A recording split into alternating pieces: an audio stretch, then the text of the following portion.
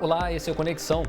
A gente vai fazer um alerta agora. A América Latina e o Caribe vivem uma epidemia de obesidade. É o que diz um relatório divulgado pela Agência da ONU para a Alimentação e Agricultura, a FAO, em parceria com a Organização para a Cooperação e Desenvolvimento Econômico, OCDE. Segundo o documento, o excesso de peso atinge 1 em cada 4 pessoas da região. Por aqui, a obesidade está estimada em 22% da população. Mais da metade de nós brasileiros está acima do peso ideal. E entre os adolescentes, a última pesquisa nacional de saúde do escolar mostrou que 34% dos alunos e 46% das alunas consomem guloseimas, biscoito, chocolate, essas porcarias. Sobre esse cenário, eu converso agora com o Natanael Silva, que é pesquisador da Fiocruz, e o nutricionista Felipe Cardoso, que é doutor em Ciências Nutricionais e professor da Faculdade Bezerra de Araújo e da Faculdade de Medicina do Rio de Janeiro.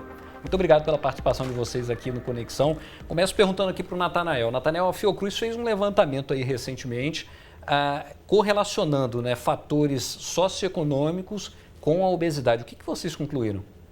Então, o estudo ele foi realizado em parceria com a Universidade Federal da Bahia, com a Escola de Nutrição e com o Centro de Integração de Dados e Conhecimentos para a Saúde da Fiocruz. E a pesquisa ela concluiu que do ano de 2009 ao ano de 2015, que foi a edição mais recente da PENSE, a Pesquisa Nacional de Saúde do Escolar, que houve um aumento na prevalência de excesso de peso entre os adolescentes, em concomitância à redução das taxas de desnutrição, uma vez que o estudo em si ele teve como principal objetivo avaliar os fatores socioeconômicos associados à dupla carga de malnutrição, que seria essa coexistência da obesidade e da desnutrição. Entendi. Agora, Felipe, por que a gente está com esse quadro dessa obesidade se espalhando na sociedade? Mais da metade da população está acima do peso. Por que isso? A gente passou por um período de transição epidemiológica, onde os padrões de morbimortalidade da população eles se inverteram. Lá em 97 até 2003, mais ou menos, a gente teve essa inversão. Então, as doenças crônicas não transmissíveis, incluindo a obesidade, ela começou a ser mais prevalente, mais incidente, mais prevalente na população. E os adolescentes, eles estão mais sedentários. Na verdade, a obesidade é multifatorial. Pensando no público adolescente, a gente envolve outras questões. Também, além da alimentação. Então, dá um foco na questão da alimentação em si, eles estão tendo acesso a uma mídia que bombardeia de produtos industrializados, processados, tem uma composição comprometedora, e eles não têm uma aceitabilidade tão facilitada, eles não têm uma empatia tão grande com frutas, hortaliças, que vão fornecer ali vitaminas, minerais, alguns fitoquímicos. E pensando no adolescente, Fitoquímicos, o que é fitoquímicos? O fitoquímico, ele não pode, a gente não chama de nutriente porque dentro da teoria da nutrição, o que é classificado um macronutriente e um micronutriente, ele não se encaixaria. Então, ele seria um composto derivado de planta ou de vegetais que teria aí uma ação dentro do organismo, modulando alguma questão importante, fisiológica importante. A gente hoje em dia estuda muito, esse grande grupo aí que seria os fitoquímicos, não poderia ser chamado de nutriente especificamente. Uhum. Mas assim, a obesidade ela tem aumentado muito nesse público adolescente. Por quê? Porque ele está exposto a uma mídia, ele tem rede social, ele tem a televisão, que faz a propaganda do produto industrializado. A gente não vê muito propaganda, por exemplo, de fruta, de hortaliça, de produtos que tenham frutas, hortaliças. Que eu acho curioso é que até alguns alimentos que são industrializados, que são vendidos como alimentos mais light, mais leves, eles no fundo escondem ali no ingrediente algumas coisas que fazem mal e que engordam de fato, A gente não pode fazer um terrorismo nutricional que todo produto industrializado não deve ser consumido, porque a gente tem que avaliar a pessoa, a vida da pessoa. Às vezes a pessoa ela corre de um lado para o outro, às vezes o adolescente ele tem uma vida que o produto industrializado vai acabar facilitando essa dinâmica, e ele consumir algum alimento que seja menos maléfico do que um outro alimento que ele estava ingerido no passado. Então, às vezes, isso estou falando no próprio consultório mesmo. O que você consegue fazer, às vezes você consegue introduzir um alimento que in natura é mais saudável. Às vezes você troca um alimento industrializado por outro que é menos maléfico, que tem aí uma composição com uma menor quantidade de açúcar, uma menor quantidade de sódio, ou até mesmo outros aditivos de uma forma geral, né? Um alimento que é industrializado, mas ele tem menos malefício, né? Ensinar o adolescente, nesse caso também, a ler o rótulo é uma coisa importante, já faz parte da educação nutricional, porque você ensina ele a escolher o alimento que é industrializado, que às vezes se adapta à rotina de vida dele, que é mais adequada à rotina de vida dele, né? Que vai facilitar a rotina dele, mas você ensina ele a escolher o que é industrializado, mas que poderia causar um malefício menor, porque o ideal seria realmente o que a gente brinca, né? Que é desembrulhar menos e descascar mais. Sim, né? Com certeza. Agora, Natanael, a gente está falando aqui de obesidade, pessoas acima do peso. Assim, existe uma diferença, né, em termos, para a gente pensar em política pública, há uma diferença conceitual aí, né? Exato. Com relação à obesidade e o sobrepeso ele pode se constituir tanto... Desculpa. A gente, assim, obesidade, quando a gente fala que uma pessoa é obesa, o que significa isso? Então, em termos hoje, a obesidade, ela, a nível epidemiológico, até mesmo na prática clínica, ela tem sido medida por meio do índice de massa corporal, né? Uhum. E que, para considerar, no caso dos adolescentes, é aqueles indivíduos com IMC acima do desvio padrão, né? A gente usa as curvas, né, de crescimento de referência para classificar esse indivíduo com sobrepeso. Então, a partir de um determinado índice, de um valor de índice, ele é considerado obeso. Exato. E sobrepeso é porque ele ainda não atingiu esse... É como se fosse um estado de pré-obesidade. Entendi. Mas, de um modo geral, esse termo ele é resumido em excesso de peso, né? Uhum. Aqui em português, que é, no caso, sobrepeso e obesidade. Você, no início do programa, comentou um pouco sobre a Pesquisa Nacional de Saúde do Escolar, que deu alguns parâmetros para a gente que são importantes para a gente entender um pouco da situação dos jovens, né? Essa pesquisa, ela avalia estudantes de 13 a 17 anos e a última foi realizada em 2015, né? Uhum. E eu peguei uns dados aqui, por exemplo, questão de consumo de guloseimas, que aí entra biscoito, balinha, essas coisas que a gente sabe que não alimentam, que são porcaria, né? E mostrou que nessa faixa etária, 34,9% dos homens consomem, têm o hábito de consumir, e as mulheres 46,3%. E ao mesmo tempo essa pesquisa mostrou também a questão da atividade física, né? Então os homens que responderam, os rapazes, né, de 13 a 17 anos, 27,7% confirmaram que praticam atividade física e só 11,6% das meninas disseram que fazem alguma atividade física. Isso mostra um cenário preocupante, né? Porque você tem um alto consumo e pouca atividade física, né? Exato. A gente tem o que a gente fala de um balanço energético positivo, né? Onde você acaba consumindo muito mais calorias do que você gasta, no caso, fazendo com que haja uma desproporção, né? Entendi. Agora, numa situação como essa, você tem ali um estudante que come besteira, está acima do peso. Agora, isso não significa, por exemplo, ele pode estar desnutrido, inclusive. Uhum. É possível isso? É muito possível. Na verdade, hoje em dia, a gente tem como a gente tem um aumento da prevalência das doenças crônicas, incluindo a obesidade, a gente tem a desnutrição vinculada, por exemplo, a uma doença crônica, ela está muito vinculada a uma atividade, por exemplo, de vitaminas, minerais, principalmente vitaminas, por exemplo, a vitamina A, a vitamina D, a vitamina E, a vitamina K, que são vitaminas que se misturam facilmente com a gordura, né? A gente chama tecnicamente de lipossolúveis.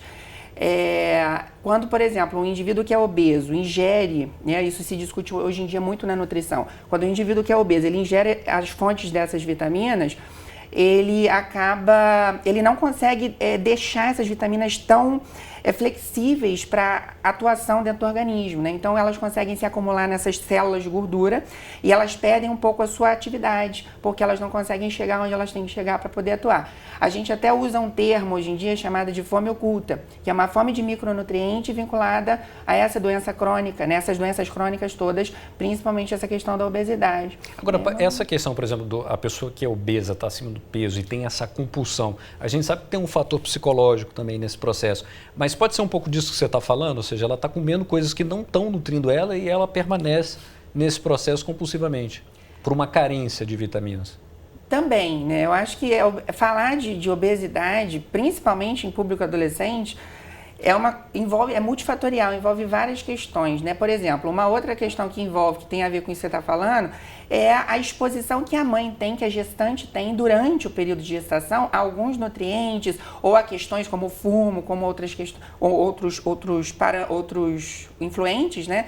Que poderiam acarretar num desenvolvimento diferente do embrião feto, né? Então, a gente hoje em dia fala de programação metabólica, né? Então a mãe na gestação, ela se expõe a alguns fatores, como se ela carimbasse esse momento dessa gestação, e esse embrião, esse feto, ele fica mais predisposto a desenvolver uma obesidade, por exemplo, na adolescência. Então tem a questão genética, que é muito importante, tem a questão da atividade física, tem outras questões que não estão ligadas à nutrição, como por exemplo o fumo. Enfim, é multifatorial, né? São vários aspectos, São vários. A redução do consumo de frutas e hortaliças. Eu queria até aproveitar a sua deixa aqui, porque o Ministério da Saúde já fez um alerta também sobre a obesidade na nossa população. Vamos ver. E por que isso acontece? Diversos fatores são responsáveis pela ocorrência da obesidade infantil. Entre eles, destacamos a alimentação inadequada, a inatividade física e os ambientes em que as crianças estão inseridas. E o que podemos fazer para mudar este cenário? A boa notícia é que a obesidade infantil pode ser prevenida. Os pais também têm um papel importante. O aleitamento materno é a primeira prática que contribui para a prevenção da obesidade infantil. A recomendação é de que as crianças sejam amamentadas exclusivamente até o 6º mês de vida e depois recebam alimentos complementares saudáveis e mantenham o aleitamento materno até 2 anos de idade ou mais. Outra dica importante para a prevenção da obesidade infantil é evitar o consumo de alimentos ultraprocessados. A recomendação do Ministério da Saúde é que as crianças não recebam alimentos que contenham açúcar antes de 2 anos de idade. Além disso, é importante não ofertar alimentos ultraprocessados para crianças menores de 2 anos e evitar a oferta de alimentos ultraprocessados como achocolatados, iogurtes, gelatinas, macarrão instantâneo, refrigerante, cereais matinais, salsichas, bolachas recheadas e sucos artificiais. Esses alimentos são ultraprocessados. A gente teve um problema ali com o sinal da internet, mas a gente já conseguiu entender que realmente são vários fatores, até a amamentação, né, Natanael, pode influenciar na vida da pessoa depois. Exato. A amamentação em si, dentre outros fatores, é um determinante para que essa criança, né, possa, no caso de um momento de escassez da amamentação ou então de uma alimentação deficiente, ela venha a ter uma restrição de crescimento, né, nessa infância, o que é conhecido como a desnutrição, né, e que pode estar cometendo esse indivíduo na questão da estatura. Ela pode ter um déficit de crescimento. E a depender do percorrer ao longo da vida, né, essa criança, através do contexto que ela vive, uma mudança socioeconômica, se uma vez ela tem uma melhora de vida, da renda e tal, ela pode estar desenvolvendo a obesidade. Agora, a questão da renda influencia alguma coisa? Ou assim, à medida que a renda aumenta, os casos de obesidade permanecem? Exato. A obesidade, ela está positivamente, no caso, a obesidade, ela está associada, né, positivamente com a renda, ou seja, à medida que a renda aumenta, aumenta-se a obesidade, a propensão, né, a probabilidade desse indivíduo ganhar peso. Eu vou chamar mais uma pessoa para essa conversa, eu vou conversar com a Joyce Capelli, que é presidente do Instituto Melhores Dias. Olá, Joyce, tudo bem? Olá, tudo certo? Bacana, bem-vindo. Bem-vindo aqui no Conexão. A gente está aqui falando sobre essa questão da herança que a pessoa pode levar dessa fase da vida, quando era bebê ou quando estava na gestação. O que vocês têm observado? Vocês já fazem um trabalho já de algum tempo aqui no Brasil acompanhando essa questão da obesidade? Sim, há 25 anos já, no Brasil todo, nós temos dados de mais de 16 estados e acompanhando realmente a criança desde a educação infantil. E lógico que a gente observa que essa criança que tem uma baixa estatura, ela tem mais propensão a ser obesa, né? Essa criança que teve uma desnutrição crônica. mas é muito importante, a gente tem observado ao longo desses 20 anos esse aumento, né, como a gente tem visto, do número de crianças, não só com sobrepeso, mas com obesidade mesmo, crianças até na primeira infância, de 3 a 5 anos, nós já observamos essas crianças já com sobrepeso e obesidade, e isso é grave, realmente. A gente é uma epidemia que tem que ser controlada, principalmente num país como o nosso, que tem este problema somado a outros, como de falta de saneamento, uma água de qualidade, que se sobrepõe a isso, né? Inclusive, é mais um problema a ser somado aí nesse conjunto. Sem dúvida. Como foi dito, é multifatorial, né? Sem dúvida. Agora, Joyce, assim, como é que você falou que vocês acompanham essa questão dentro das escolas, na educação infantil? Como a gente sabe que, como você disse, são multifatores e que tem uma participação da família que é importante, mas a escola, como é que ela pode abordar isso? Como é que ela pode enfrentar a questão da obesidade? Então, perfeito. A escola tem um papel fundamental, porque é nesse momento que a gente pode modificar o hábito da criança, que é para que ela incorpore hábitos saudáveis. Então, um programa educativo, que é o que a gente faz, desde capacitação dos professores para trabalhar esse tema em sala de aula com as crianças, capacitação das merendeiras das escolas públicas com receitas nutritivas, montagem de hortas escolares, hortas orgânicas, não só na escola, como hortas comunitárias que podem estar abastecendo as escolas. Isso tudo é muito importante. Acho que teve um avanço quando se colocou uma lei onde existia se pedia que houvesse agricultura familiar dentro do que a escola oferece para as crianças. Mas a gente ainda tem muito a ser feito. O Brasil é um país muito extenso, né, com áreas rurais muito grandes, as cidades também muito populosas, e nem todas as escolas oferecem uma merenda de qualidade. Então, isso é importantíssimo que seja discutido e que políticas públicas sejam realmente implementadas no sentido de que melhore a qualidade da merenda escolar das crianças. A gente sabe que um programa educativo, a gente já tem esse dado em mão, de que uma escola com horta, e aonde isso é trabalhado enquanto tema transversal e em várias matérias, existe uma melhoria no índice de massa corporal das crianças, indo na contramão dessa obesidade. Então, é muito importante que isso seja mesmo um projeto educativo no país todo e que as escolas incorporem essa metodologia educativa. É uma ideia bacana essa questão aí das hortas na escola. Isso também é uma maneira de mobilizar os estudantes, né? É uma atividade a mais aí em que você pode trabalhar uma série de outras coisas, né? Eu vou perguntar aqui para o Felipe. Felipe, a gente está falando da obesidade de maneira geral, mas assim, existem alguns segmentos da sociedade que sentem esse problema com mais frequência? Você diz...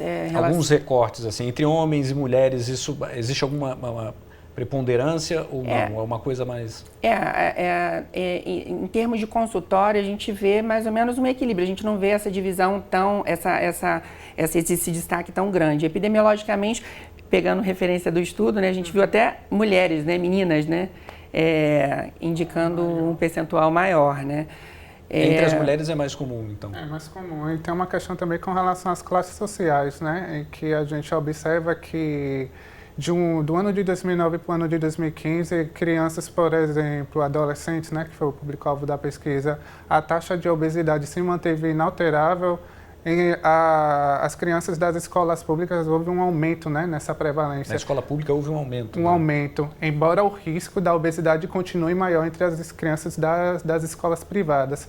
E isso segue com as demais variáveis socioeconômicas que a gente observaram, que quanto menor, né, as condições socioeconômicas dessa criança, vem aumentando cada vez mais a obesidade nesse público.